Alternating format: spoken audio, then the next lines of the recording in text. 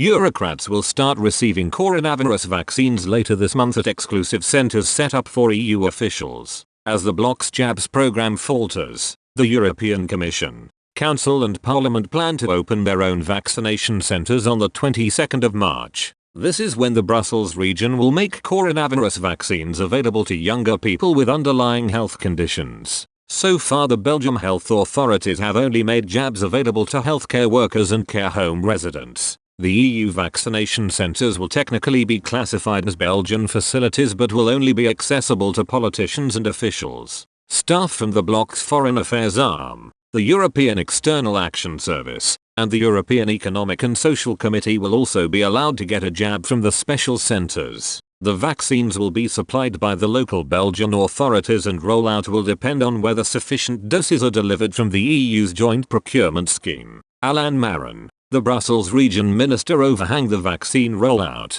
told the Politico website, provided that we get the vaccines delivered according to plan, the EU institutions' vaccination centres will open on the 22nd of March. Belgium's vaccine rollout has been at a snail's pace, with only 618,000 people having received at least one dose, just 5.4% of the population. In contrast, Britain has administered more than 22 million jabs, with 1 in 3 adults now having received their first shot. Belgium has shifted its vaccine strategy to phase 1B this week, meaning people over the age of 75 can now come forward for a jab. Next week they are expected to start vaccinating over 65s, before targeting vulnerable people on the 22nd of March. That category includes all adults with serious health conditions, such as blood cancer, or people over 45 who suffer from issues such as obesity or chronic respiratory problems. The European Commission has estimated that nearly 10% of its Brussels staff,